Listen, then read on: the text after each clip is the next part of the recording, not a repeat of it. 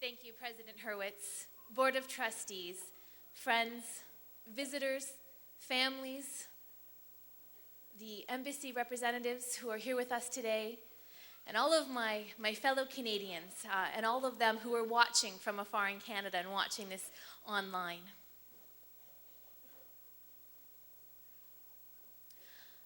I thank you so much for the warm reception and the incredible honor it is to be receiving this Gallaudet University honorary doctorate degree. In recognition of a body of work that could not have been done, could not have been achieved without the communities whose rights we have fought together to defend. I feel very proud to have the dedicated energy in the direction that I have over the last number of years, and owe thanks and support to my family, the Canadian Hearing Society, the Gallaudet community, and the deaf and hard of hearing communities in Toronto, in Ontario, in Canada, and internationally.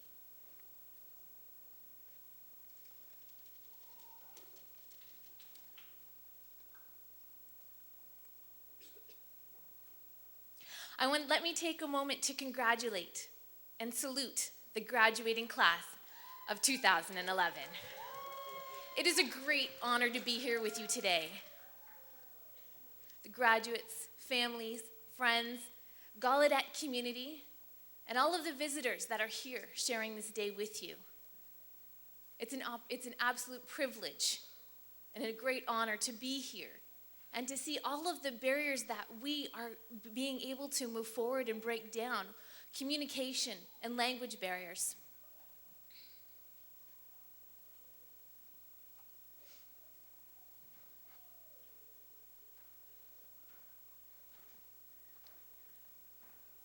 We have had the privilege of making great strides in all of this faced by deaf and hard of hearing individuals, children, and their family. I would also like to congratulate Dr. Karen Strauss, also a recipient of an honorary doctorate degree today, and her wonderful TDI team for championing civil rights for telecommunications equality for deaf and hard of hearing citizens and families globally. Congratulations. Gallaudet University was founded in 1864. That was 3 years before Canada's Confederation. Gallaudet brought Laurent Clerc from France.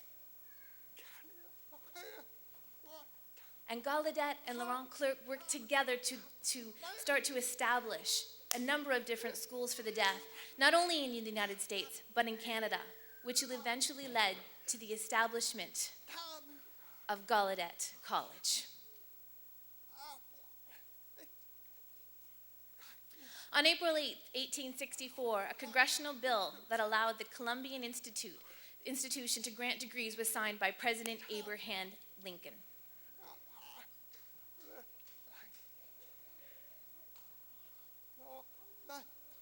Who, of course, we're all aware, championed freedom and rights to equality. The National Deaf-Mute College was established in 1864, and Gallaudet's dream of establishing a college for deaf adults became a reality. Gallaudet was a leading advocate in North America and throughout the world for educating deaf individuals.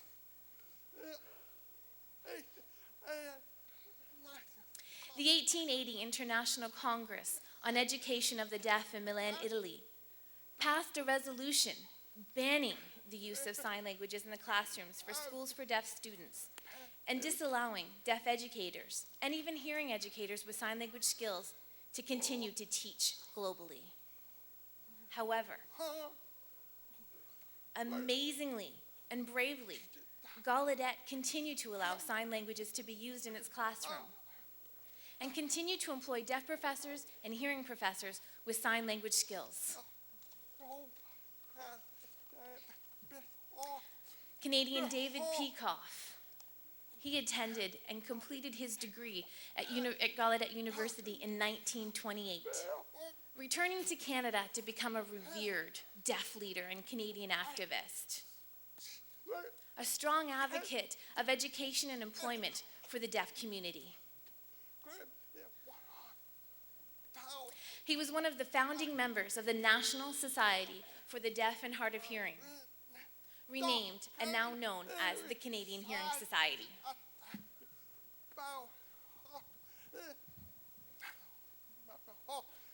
He was one of the founding members of the Canadian Association of the Deaf as well. He once wrote that the objective of education for the deaf is not to develop speech alone, but to produce a well-adjusted deaf adult, capable of enjoying life and functioning as a taxpayer, not as a tax consumer.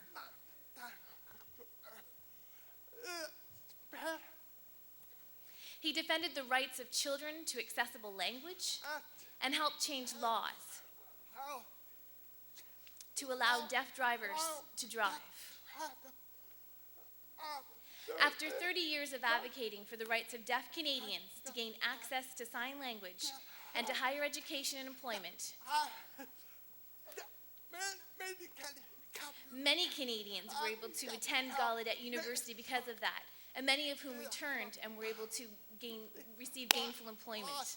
Him and his wife, Polly, returned to Gallaudet University, where he successfully was able to work with the Gallaudet Alumni Association in raising $1 million in Canadian funds, all of which was donated to Gallaudet University. He was a champion for volunteerism throughout the Gallaudet University Alumni Association for more than 20 years.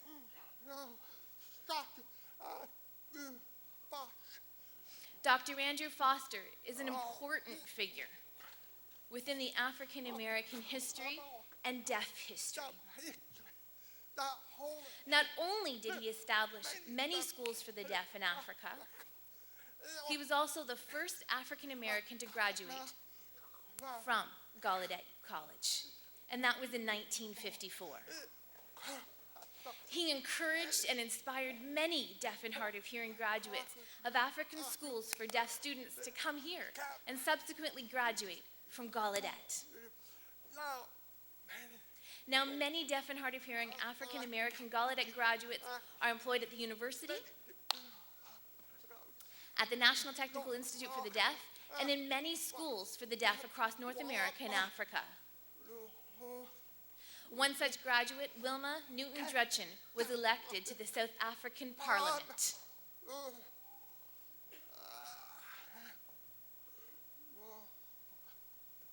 After the World Federation of the Deaf Congress, Deafway 1 and Deafway 2 conferences, and Gallaudet's Leadership Training Institute, an increasing number of Gallaudet alumni have entered the political arena.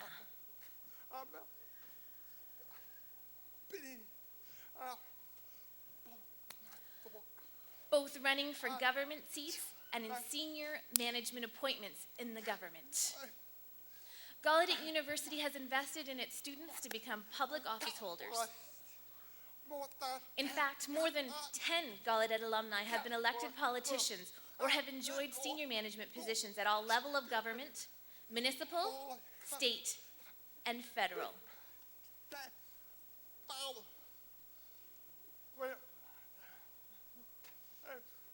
When it was my time to receive an education, Gallaudet University provided me with the political and democratic skills training that I brought back to Canada.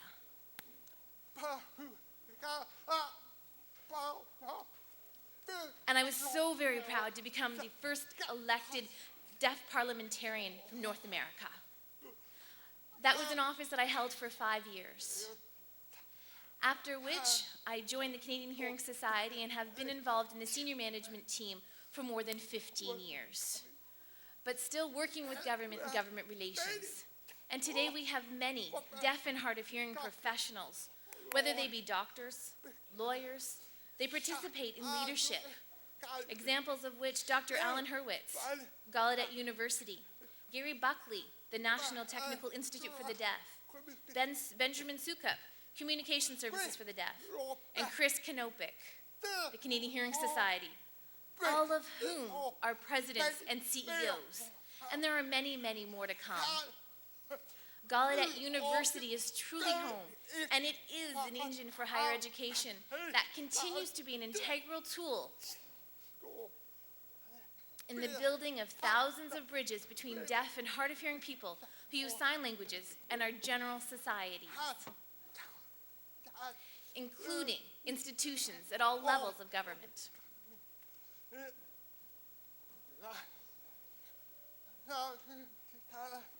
In July 2010, Gallaudet University delegates, along with hundreds of delegates from around the world, including Dr. Alan Hertzwitz, president of Gallaudet University, and I attended the International Congress of the Deaf in Vancouver, BC, where we witnessed the ICE declarations that rejected all resolutions passed at the ICED Milan conference in 1880, that denied the inclusions of sign languages in educational programs for deaf students.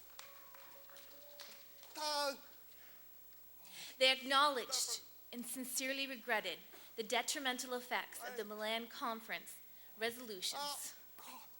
And they called upon all nations of the world to remember history and ensure that educational programs accept and respect all languages and all forms of communication. Our reaction was a tearful and cheerful feeling of liberation.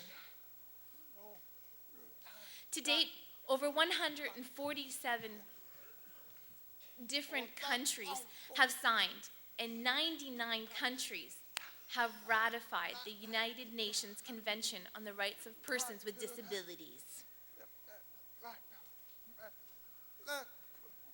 This is the largest ever first-time signing and ratifying of a convention. The convention confirms the rights to receive education and access to information in sign languages, to have professional sign language, spoken language interpreting, to accept and facilitate the use of sign languages, and to promote and facilitate the use of sign languages, to promote the cultural and linguistic identity of the deaf community, in addition to sign languages, are defined as languages equal to spoken languages.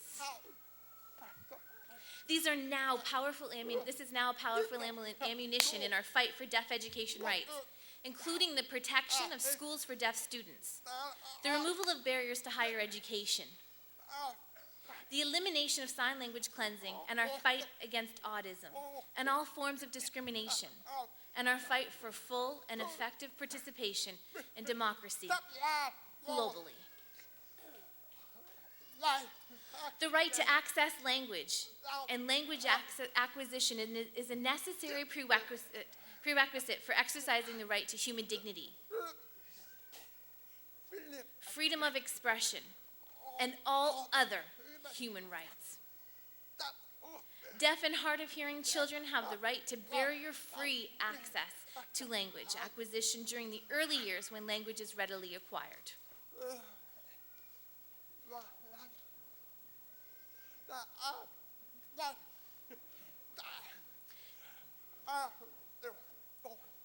Sign languages in schools for the deaf are not only options, but they are the human right of deaf children and students.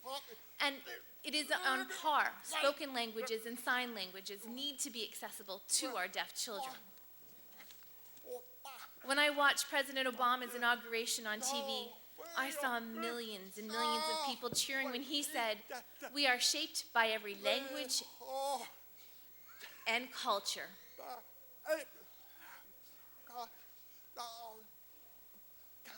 This not only aligns with Gallaudet University's mission, but sends a very clear message globally.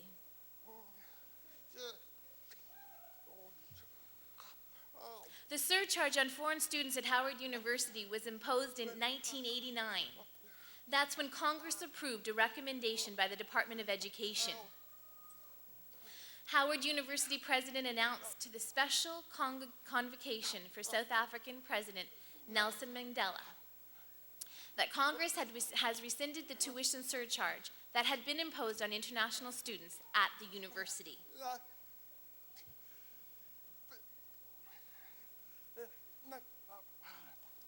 and the rescission of the surcharge took effect with the tuition charges in 1995. The late Dr. Andrew Foster, the late Dr. David Peikoff, along with William Newt Houghton Drouchin and I are all in the same company that support the removal of surcharges for deaf and hard of hearing international students who want to come and study at Gallaudet University. These international students are our true hope. They will become our ambassadors of change, the ambassadors of democratic freedoms, and the rights for higher education, and they will become our future leaders. We would like to ask the Board of Trustees and the President of Gallaudet University to work with the Department of U.S. Education and the Congress of the United States to remove the surcharge for deaf and hard of hearing international students attending Gallaudet University and the National Technical Institute for the Deaf. This should make it possible for Gallaudet University to recruit a larger number of international students and graduate more international agents of change. As President Clinton mentioned right here in his 1994 Gallaudet University commencement keynote, what he said was that Gallaudet is a national treasure. And as an international research university, Gallaudet should not have extra barriers that serve to exclude international students. The change in policy is enthusiastically supported by students and faculty at the university and by university alumni around the world. To me, Gallaudet University is clearly an international treasure. We know that deaf and hearing people are working together on the Gallaudet campus and globally. And the goal is to build bridges, to gain respect for one another, and to form a strong, unified front for the education of all levels of government, for local, regional, provincial, state, national, and global societies at large. Gallaudet University plays an integral role in the higher education of deaf and hard of hearing students in achieving the goals of equitable enjoyment of global life, effective civic participation, the democratic and educational rights of culturally deaf, deaf oral, deafened, and hard of hearing people, a society free of discrimination, autism, and sign language cleansing,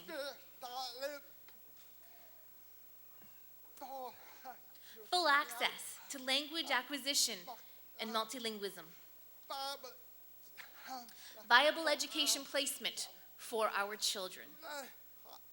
Today, I ask you, families, friends, and esteemed guests of the 2011 graduates, along with elected representatives of the U.S. Congress, the U.S. Education Department, donors, sponsors, elected parliamentarians, ambassadors, and representatives of the embassies, to join me in thanking Gallaudet and the community for its invaluable contribution, and to join me in knowing that your continued funding of one of the most accessible, higher post-secondary education institutions makes possible the education of our future leaders. And this will reshape and improve our societies globally. In closing, let me tell you what I believe Gallaudet stands for. G, global access to higher post-secondary education. A, autism and attitudinal barrier-free society. L, learning and liberation. L, leadership in building bridges and respect. A, agents of change. U, universal design. D, democracy and true freedom. E, excellence, a true center of excellence. And T, transformation, into full global citizenship, participation, and enjoyment. Congratulations again to the class of 2011 and to Gallaudet University. Laurent Clerc, President Abraham Lincoln, Edward Minor Gallaudet, Andrew Foster, and David Peikoff are looking down upon us today with extreme pride in what it is that you have accomplished. You've done it. Congratulations. I'm so very proud of all of you. Internationally and globally, thank you. And thanks to everybody who's watching in Canada. Thank you to everyone. Congratulations.